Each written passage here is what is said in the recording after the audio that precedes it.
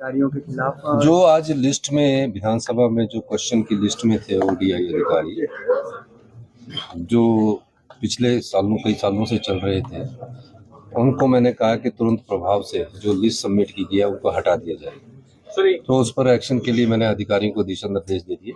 आज या शाम तक उस पर एक्शन हो जाएगा। सर, प्रिविलेज नोटिस दिया है आपके खिलाफ? अब पता नहीं, वो तो चला रहता है। ड्रेस कोड भी लागू करने का एक नोटिफिकेशन आई है, तो नहीं, उसमें कहा गया कि सोशल मीडिया और उसमें डिसेंट ड्रेस पहनी जाए। कोई ऐसी ड्रेस कोड कोई किस प्रकार की ड्रेस कोड पहनी जाए, इस प्रकार का कोई ड्रेस कोड किसी को भी नहीं लागू किया जा रहा है। सिर्फ जो 2021 की इंस्ट्रक्शन थी उसको इम्प्लीमेंट किया जाता है कि सोशल मीडिया में कई प्रकार के ऑफिसर्स जाते हैं, उस पर रोक लगाने के लिए इस प्रकार का एक नोटिफिकेशन किया गया है, ताकि जो सोशल मीडिया पर जो ऑफिसर्स जा रहे हैं वो सोशल मीडिया में ना जाएं, और जिसने जो ड्रेस पहननी वो पहने। डिसेंट ड्रेस जो भी पहनना चाहता है, जो भी देश में ड्रेस प्रचलित है, उसमें कोई रोक नहीं सकता। सर, राज्यपाल के अभिभाषण पर जो चर्चा चल रही है, नेता प्रतिपक्ष आपकी फ्लैगशिप जो योजनाएं हैं उन पर सवाल उठा रहे हैं कि आपने वो बहुत कम पैसा खर्चा है। नहीं, अब प्राकृतिक खेती पिछले वर्ष से स्टार्ट हुई तो 90 रुपए किलो के हिसाब से लोगों को भी पता लगा।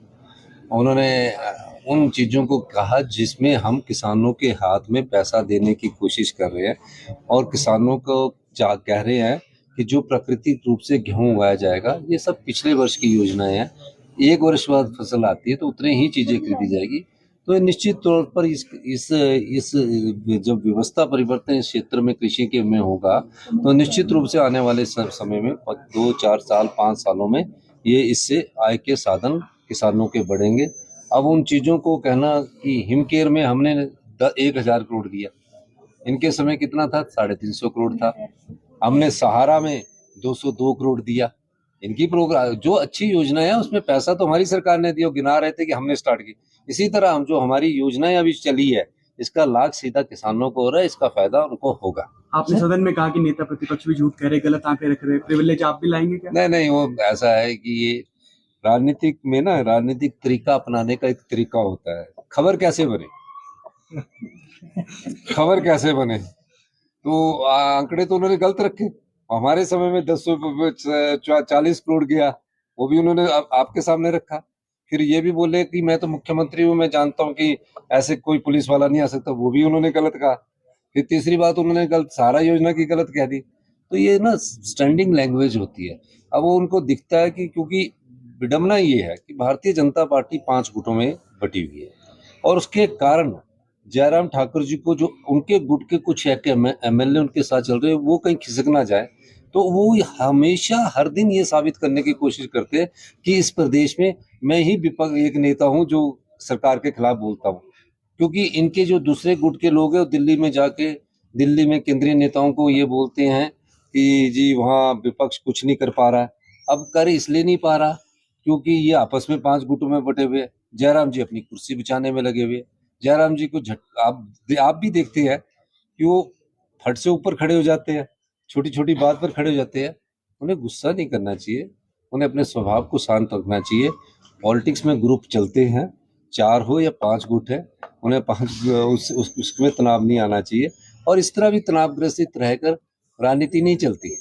तो मैं ये कहना चाहता हूँ कि जयराम ठाकुर जी जो है वो सिर्फ अपना विधायक दल के नेता पद को बचाने के लिए जोर जोर से बोलकर और बात काटकर अपनी बात को प्रकाशन के माध्यम से आगे लाना चाहते हैं, चाहे वो पत्रकारिता का माध्यम है, चाहे सोशल मीडिया का माध्यम। सर, एक मुद्दा सुरेश जी के सवाल पर भी उठा था कि खाली बिल्डिंगें हैं, उन पर 1000 करोड़ रुपए।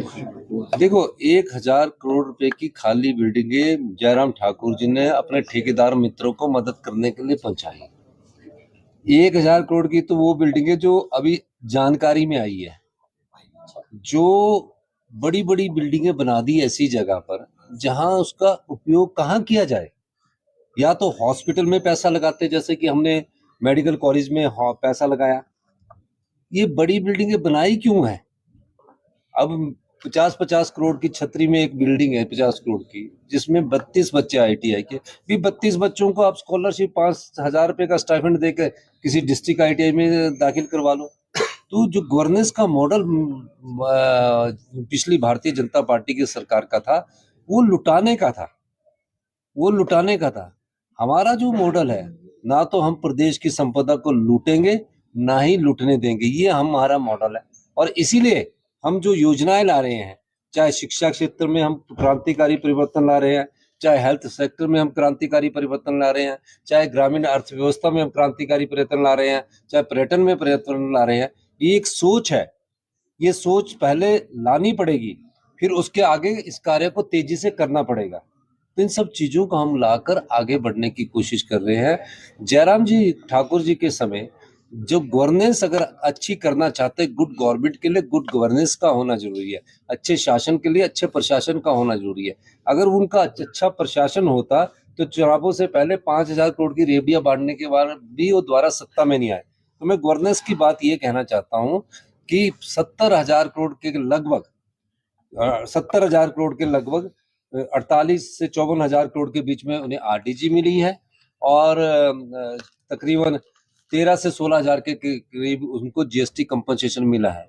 जब पूर्व मुख्यमंत्री वीरभद्र सिंह जी सरकार छोड़ के गई थी, उस समय हिमाचल प्रदेश की हमारी सरकार पर 48,000 करोड़ रुपए का कर्ज था। अगर 70,000 करोड़ में से वो पूरा 48,000 करोड़ रुपया माफ भी कर देते, तो भी उनको 23,000 करोड़ रुपया उनके पास बचता था। हमें कितना मिला 3 साल में? आरडीजी के इन 70,000 करोड़ के मुकाबले में हमें 17,000 करोड़ रुपया मिला। कितना मिला? 17,000 करोड़ मिला। तो 17,000 करोड़ में हमने प्रदेश के सरकारी कर्मचारियों का एरियर भी दिया, 70 साल वालों का पूरा एरियर भी दिया, डीए की किस्तें भी दी। और अब इन्होंने क्या किया? ठीक कहते हैं कि जयराम ठाकुर जी ने अगर जाना था केंद्रीय वित्त मंत्री से और होम मिनिस्टर से मिलकर, तो मुझे भी साथ लेकर चलते, मैं तो बोल रहा था। अब वो गए होंगे, वो चाह रहे होंगे कि किसी तरह हमें आगे धन ना मिले। अब आरडीजी तो अब मिल नहीं रही, लेकिन रुकवाने के लिए जाते हैं। मुझे लगता है वो बार बार विधानसभा में जरूर बोलते हैं, लेकिन मुझे लगता है, और आजकल तो शब्दों का इस्तेमाल भी वो कुछ गुस्से में आके करने लगे, पर मैं उनके शब्दों का बुरा नहीं मानता।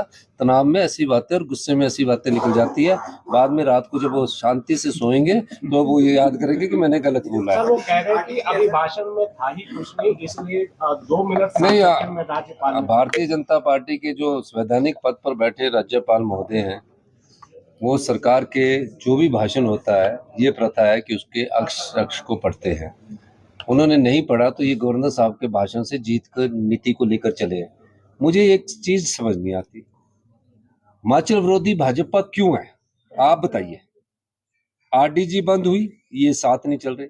आपदा प्रभावित परिवारों को 10 विषयों से लेकर 1 बीघा जगह लेने का अधिकार केंद्र हिमाचल सरकार के पास नहीं, केंद्र सरकार के पास है। ये उस कानून को परिवर्तन करने नहीं चले, केंद्र में इनकी सरकार है।